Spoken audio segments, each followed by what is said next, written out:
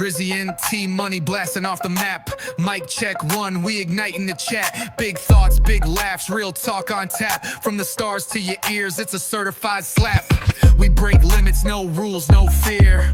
Dropping gems every week, loud and clear. Vibes interstellar, mind so clever. Tune in once, you'll be hooked forever. This the blast off, where the wisdom collide. Rocket fuel flow, let the convo ride. From the cosmos down to the city stride. Every episode another joyride. Catch the wave, let the banter take flight. Brainstorm sparking through the depths of night. Underdogs talking, put the world in sight. All killer, no filler, just truth in the mic. Zone out, let the speakers combust. In a convo with hosts you can trust. Groundbreaking spins, no fine gold dust. It's a must, turn us up, adjust. This the blast off, where the wisdom collide. Rocket fuel flow, let the convo ride. From the cosmos down to the city stride. Every episode another joyride.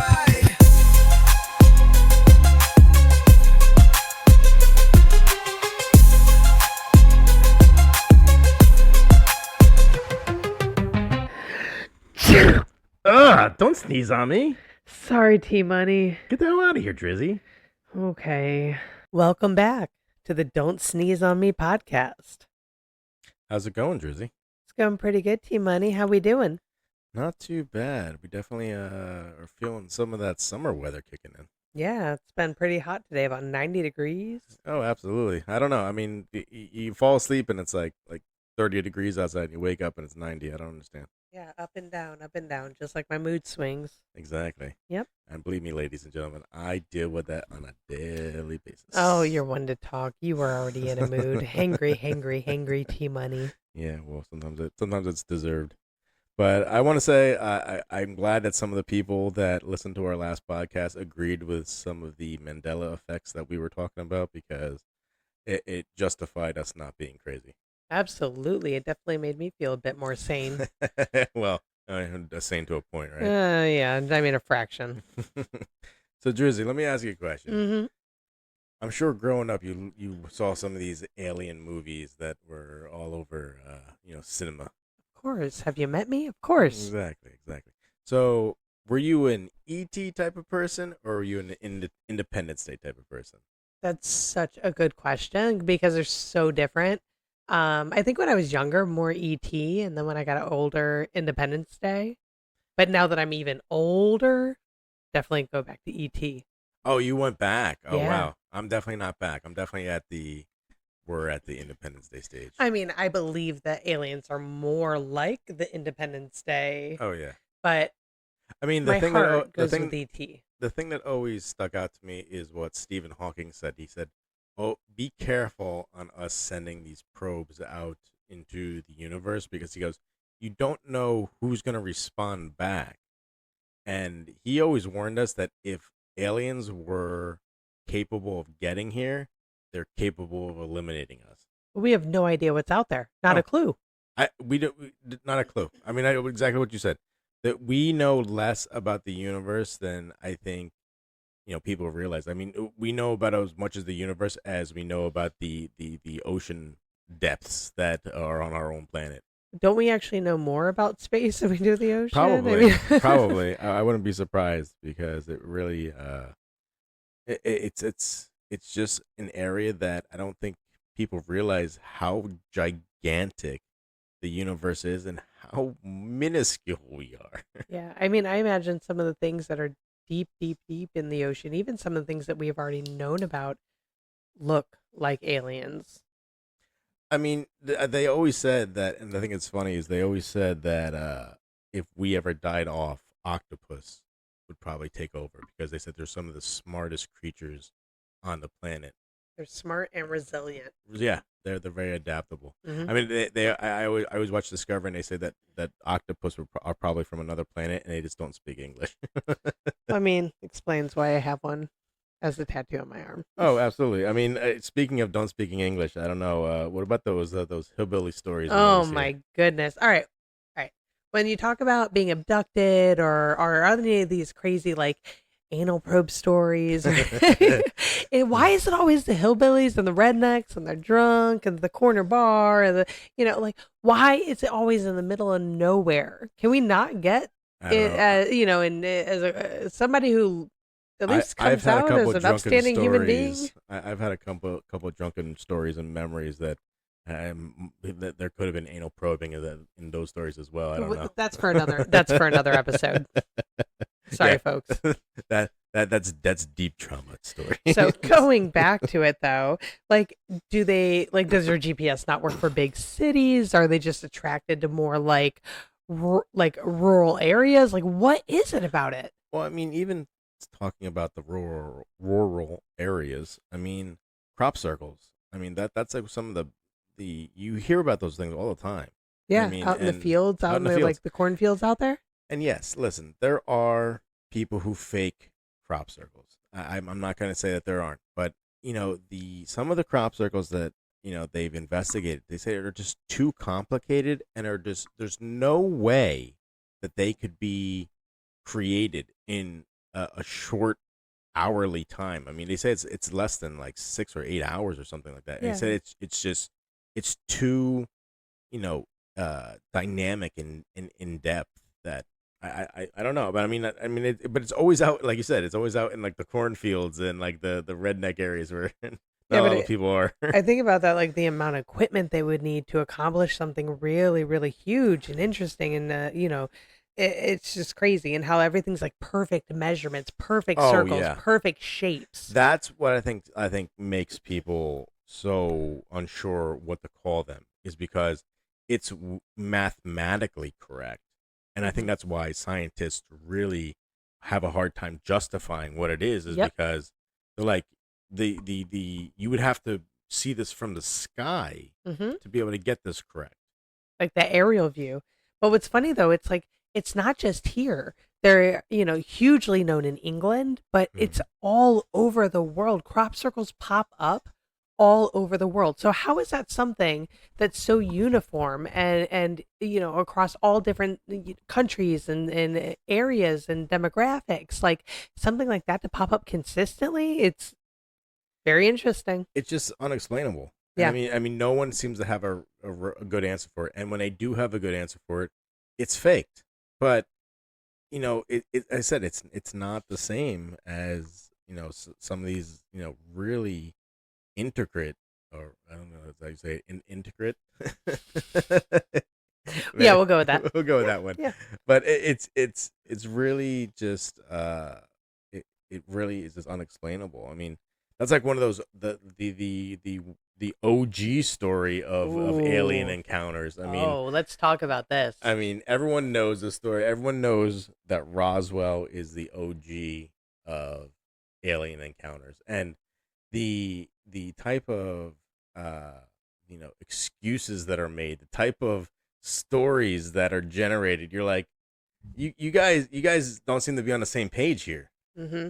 Well, the Roswell cover-up refers to the widely held belief that the government concealed the truth about mysterious objects that crashed near Roswell, New Mexico. So, in the summer of 1947, a few incidents happened, right? So something crashed on a ranch about 75 miles north of Roswell. There's this rancher who discovered some unusual debris. It was like metallic strips and like rubber-like material and sticks.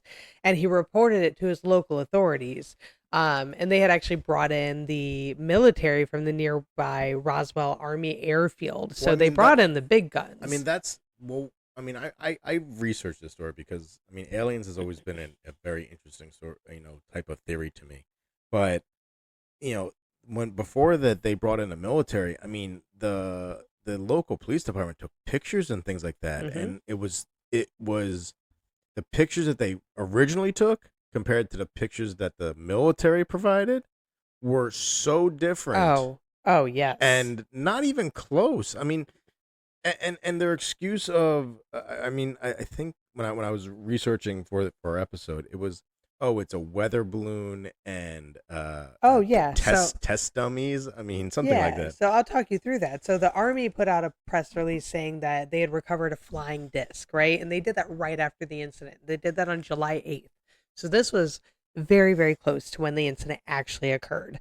So the Roswell Daily Record, they ran with the now famous headline, RAAF captures flying saucer on ranch in Roswell region. So that basically told the public, right, that there was this unidentified flying object. And the But news back then, it was not like the news today, no, it was where just newspapers. it's they actually reported news. Yes. So This was a big deal. But then version 2, the government story. So the next day, right after July 8th, so July 9th, the next day, the Army walked it back and they claimed that the object was, like you said, a weather balloon. Nothing more. That's it.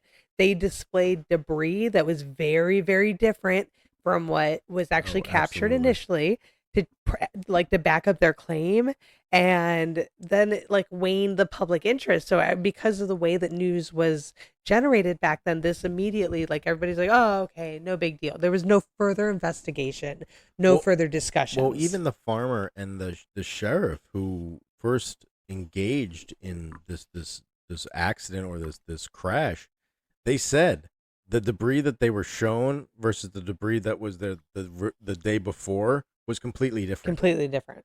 And I mean, come on. I mean, these guys are not dumb. I mean, they're probably in their 30s and 40s. I mean, you're gonna know the difference between tinfoil and a metallic object that when you crush it, it re-expands and goes back to its original shape. Yeah. What's funny though is like I said, public interest waned for 30 years. And then it was in the late 1970s that all of a sudden, like, this major interest in Roswell was reignited. And there was actually some former military personnel that came forward and they said that the object was a craft that was not from this earth. So this person came forward and admitted that what they found was not of this earth. And then other claims, people came forward and said that they saw alien beings being recovered and transported to the Wright-Patterson Air Force Base in Ohio.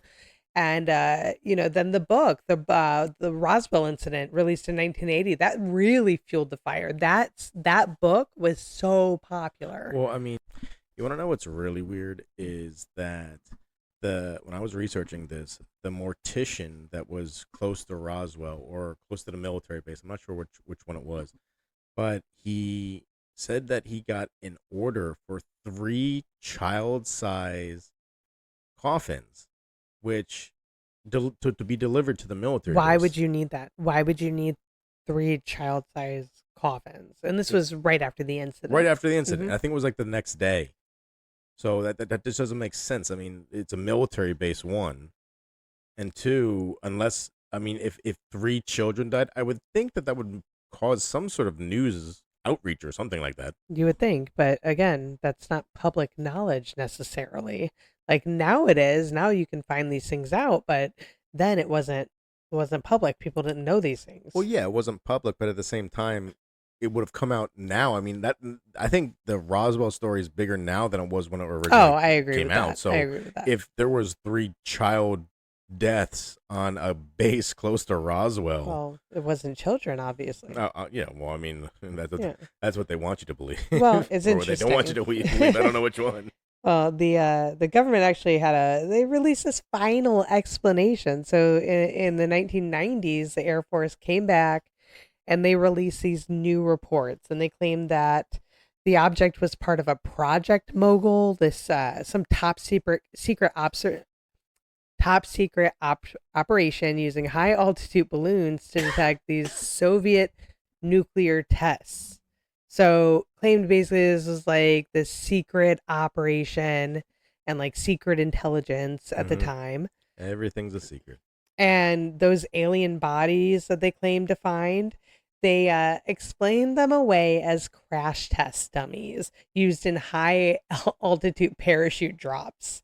Like, that is not an explanation.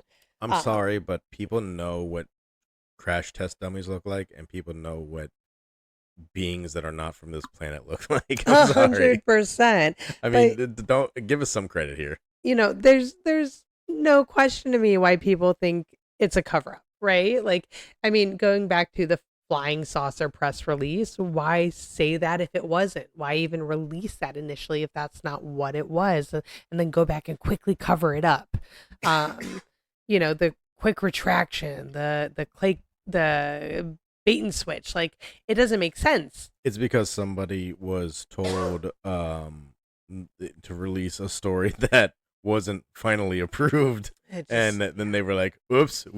I mean, even in my job today, like I've done that before, where I hit send and I'm like, "Oops, wasn't supposed to send that." Oh, yes. I've done that once or twice. Yeah, once or twice. But leading into that, you were actually telling me about this thing. There was this really interesting event that happened with the Air Force, talking about cover-ups.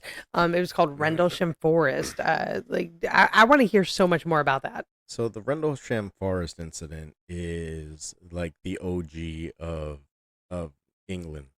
I mean, it is such a terrific story. I mean, it happened over 3 nights. And basically security patrols around the base saw strange lights like descending into the forest, and they first thought it was a downed aircraft, and that's why they went to investigate, because we're like, oh, people may need help. And they when they got there, they realized that it was a metallic object. It was like a triangle shaped object. I mean, the best that they could describe it. They said it had very unusual lighting that wasn't in the same, I guess, category as aircraft lighting. Like, aircraft, if you look at them now, they have very similar lights Mhm. everywhere.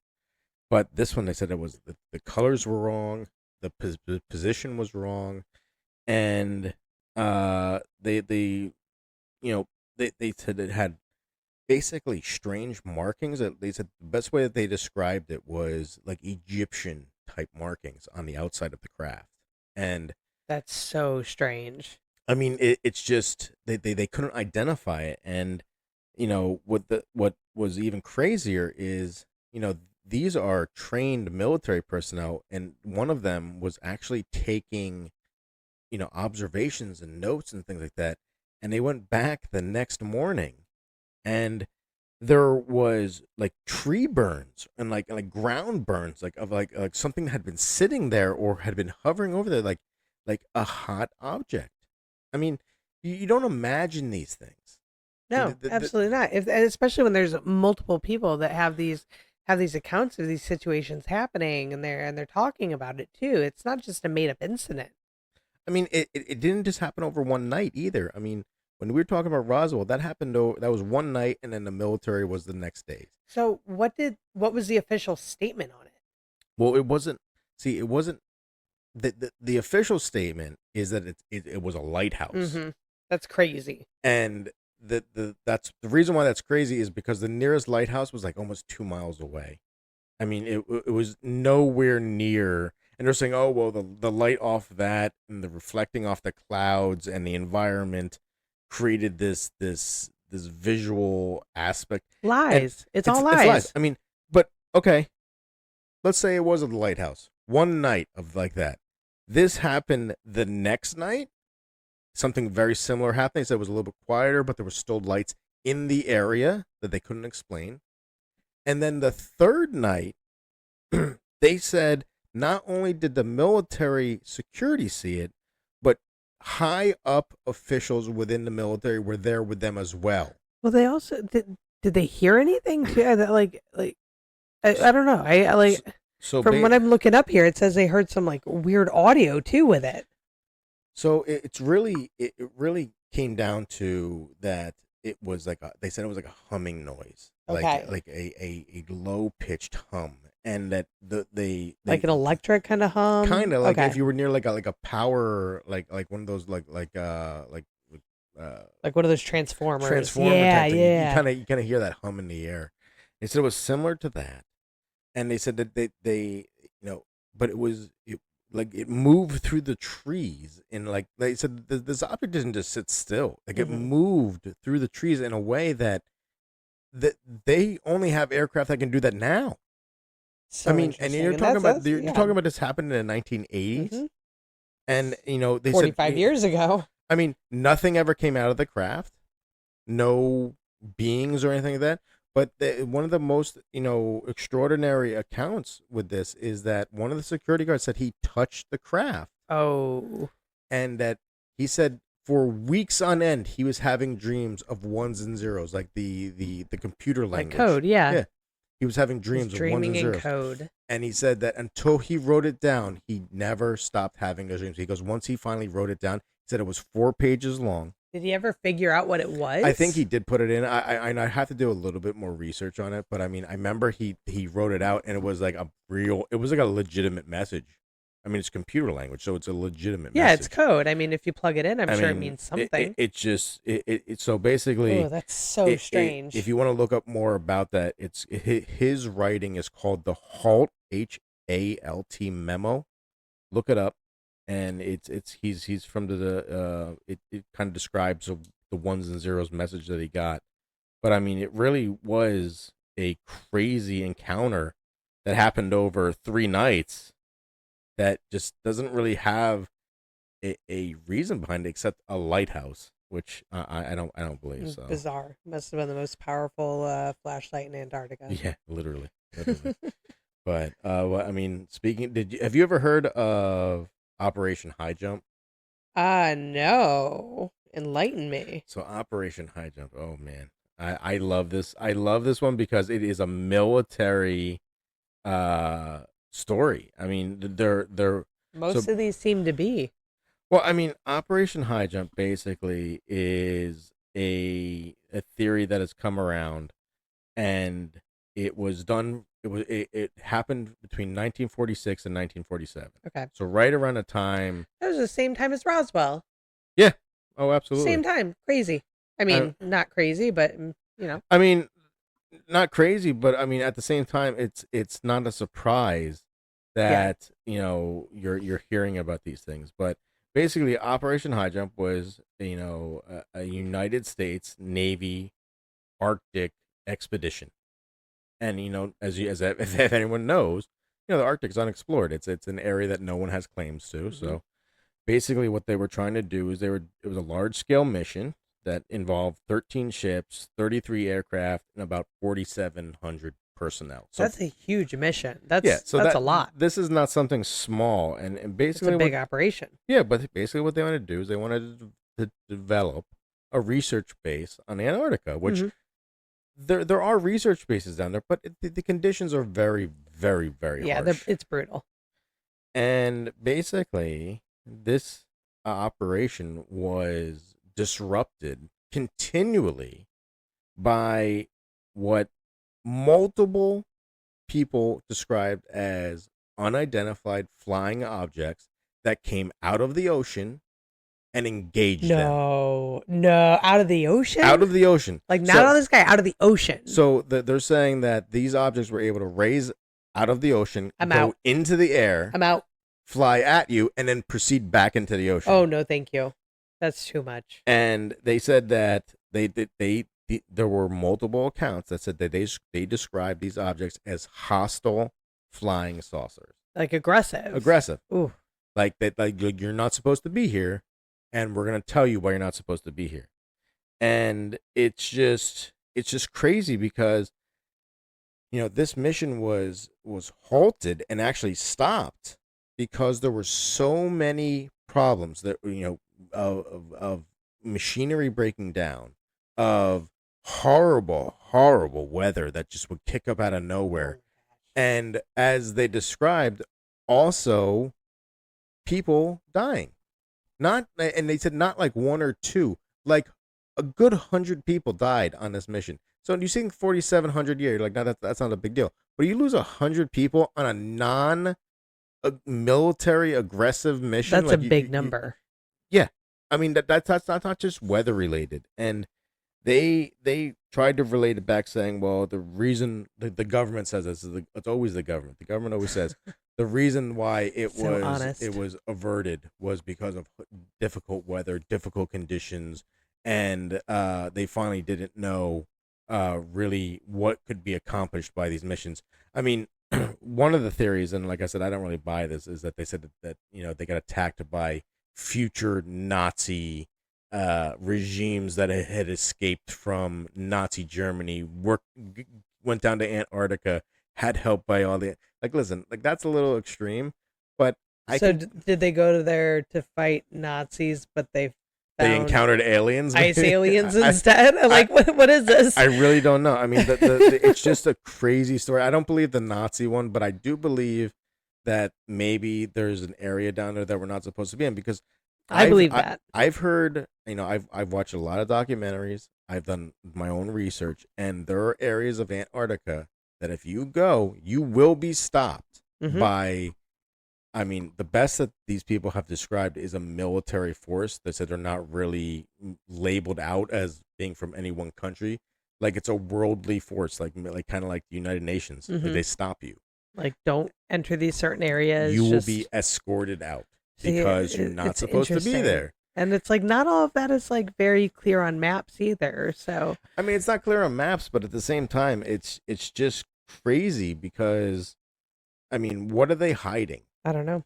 I I don't mean, know. they- Everything's being hidden from us every day. We're lied to all the time. We know this. Oh yeah, I mean we're lied to, left and right. I mean, right now the biggest lie is what Biden's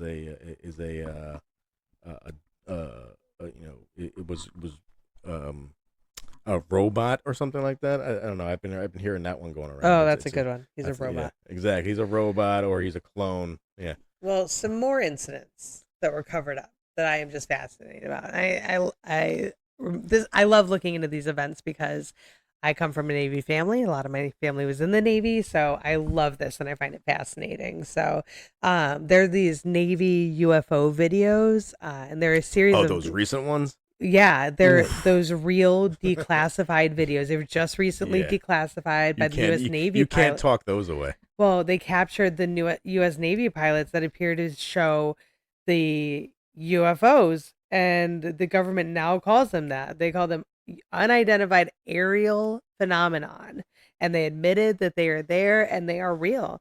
And these videos, like, they blew up the conversation around UFOs because, for once, the U.S. government actually admitted that they were real. I mean, I don't know if that makes me feel better or worse. I don't know either, but there were 3 famous videos. Oh yeah, I watched all 3 of them because Okay, all all 3 of them were So very awesome. So you intriguing. know this. Oh yeah, absolutely. So Tic Tac. That one is really that was really the first. good. That was one the first that one. one has the best commentary from pilots. Yeah, so captured by pilots from USS Nimitz off the coast of Southern California. So this is like on our home turf, Like these events are happening here, but it shows a white oblong object, and they nicknamed it Tic Tac. And it's moving erratically with no visible wings, like no rotors, no exhaust, no engines. Like it doesn't look like there's anything really moving it. But this pilot commander described the object as defying the laws of physics. So it descended from about 60,000 feet to sea level in a matter of seconds. And I mean that's what's interesting because when you hear pilots talk about flight and how objects move, they understand flight physics. Mhm. They understand what is capable of being done not only in an aircraft, but if a person was in that aircraft, how it just wouldn't you wouldn't be able to withstand that. It's just that is what I find these videos super interesting is that pilots don't know what that is. No, but it was about 11 years later. There were two more incidents that were pretty close together. And the first one was Gimbal. So I know you've Yeah. seen that one. I saw that one. And that was also shot by the Navy pilots, but they were on the USS Theodore Roosevelt off the East Coast. So first, it was the West Coast. Now they're on the East Coast. Now, wasn't that the one that like where it was letting off some type of like mystery gas that had no heat to it, and it was like spinning in the air real weird. Yeah, I it remember showed that like a one. rotating saucer-like object. It was like flying against really, really heavy winds. and not difficultly. Like it wasn't even like it was like you said flying against difficult winds. Yet this thing was just like cruising like it was like a normal day. Well, the most fascinating part of it, I think, is that like the pilot in the video said that there was a whole fleet of them, not just one, a whole fleet of them. I didn't read that. That's crazy. That's also terrifying. But then let's skip ahead a little bit, but very near to Gimbal.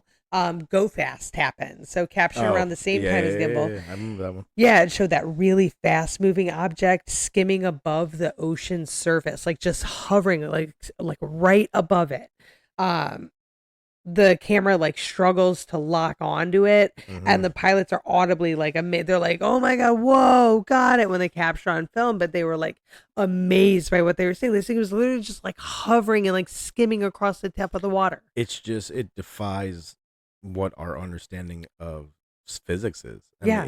I mean, our aircraft can't do that. And I know they try to say that, well, somebody else has developed. No, no. You want to know somebody else that developed us? That they ain't from this planet. No. That's who developed it. Absolutely not. And the thing about these videos, they weren't like those like grainy, crappy like Yeah, these were military videos. They weren't like Bigfoot style clips. Like they were like high quality, and it like confirmed their authenticity. So it's like it's just bizarre. Like the Department of Defense said the objects remain unidentified. They said not that they're aliens, just that they're not currently explainable. So Okay, if they're not alien, what are they then?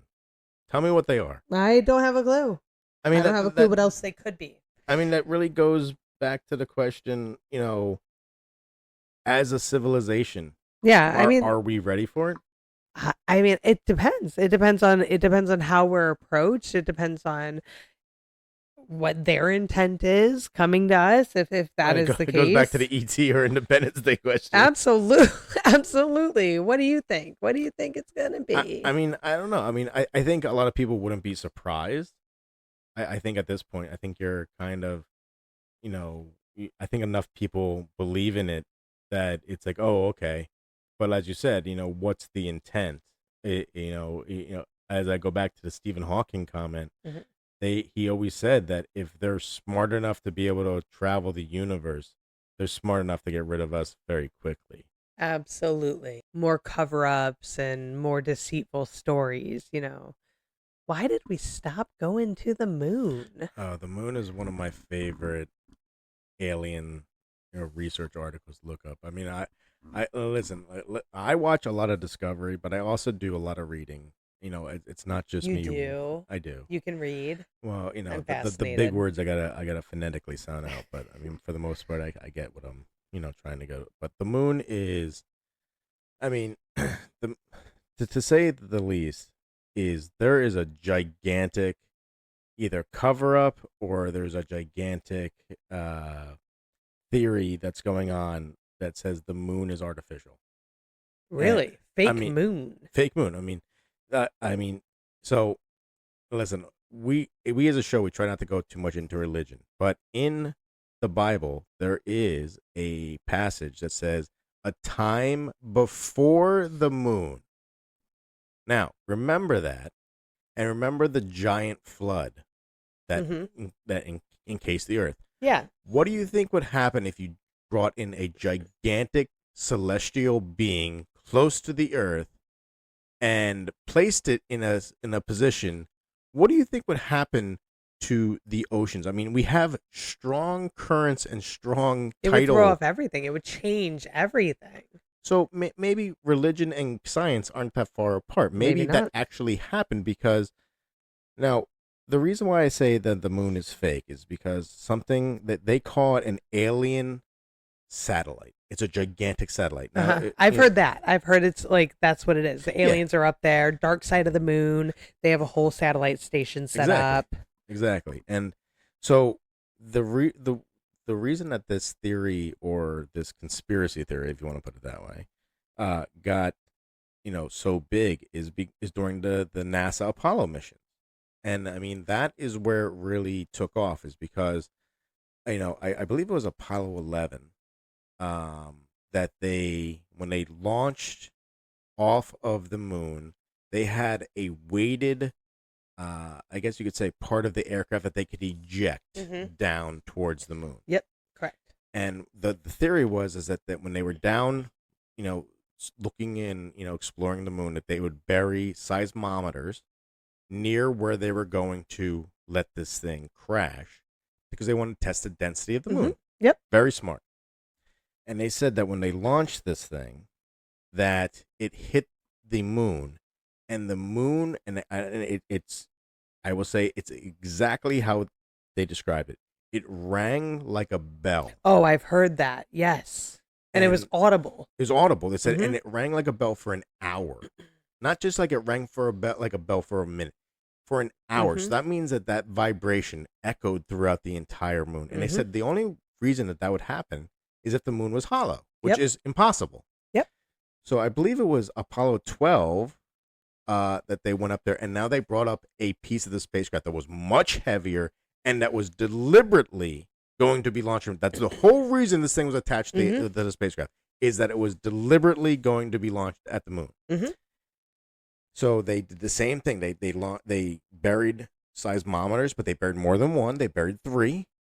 They launched this thing from a higher distance, and it would, I forgot the exact weight, so don't quote me on the weight, but they said that they launched this thing at immense speed, and it hit the moon, and they said it made the moon ring like a gong Oh, for 8 hours. that's crazy. How did they end up landing on the moon if that's what that did? I mean, the theory is that it has to be hollow.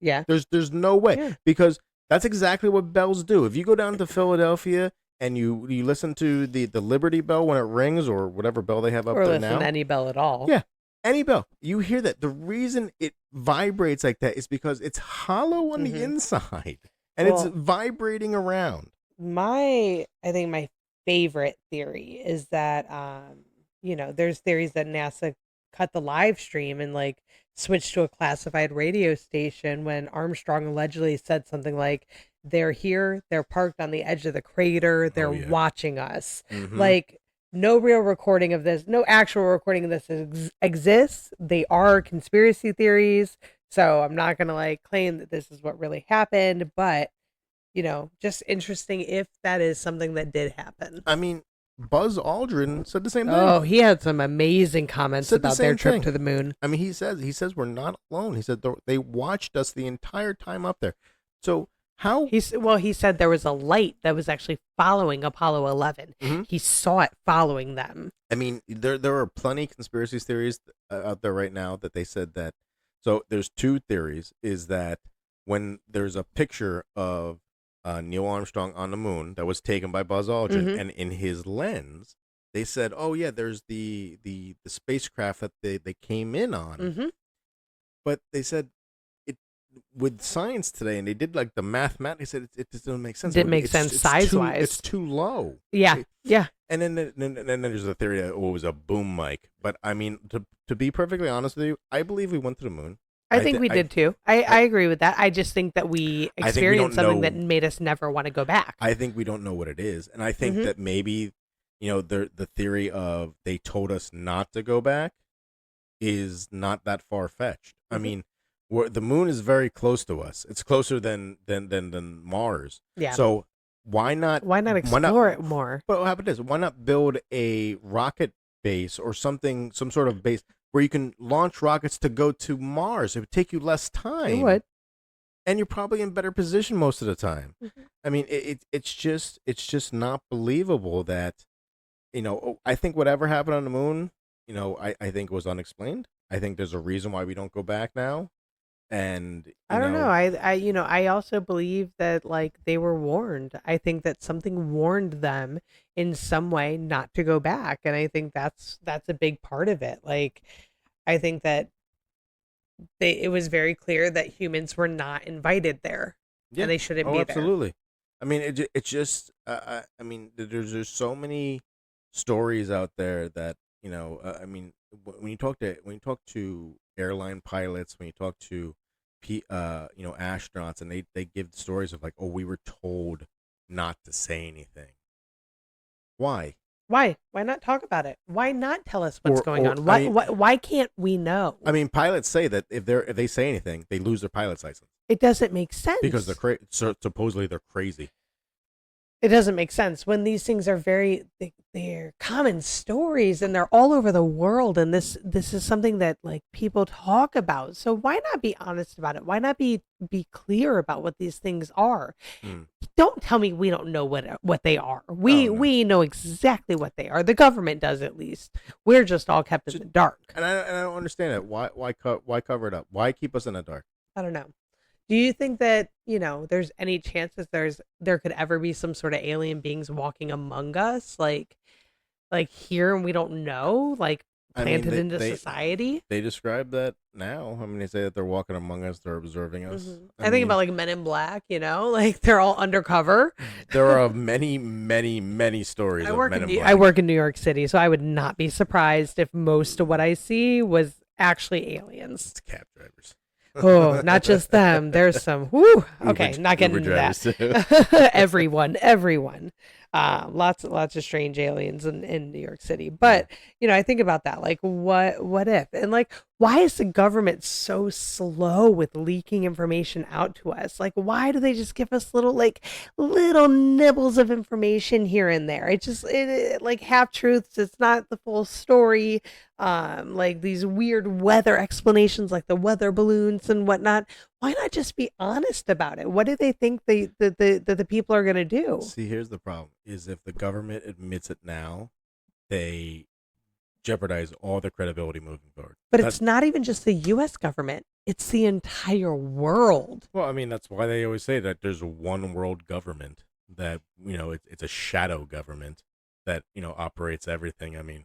I've heard of the Illuminati, and then you get the stonemasons and stuff like that. They all have like alien connections. Oh yeah, and everybody things, has it. I mean, even now the Pope, or the Catholic religion has pushed towards, okay with maybe there's possibility of being there could be something else outside people around. Absolutely, and not to bring up religion, but.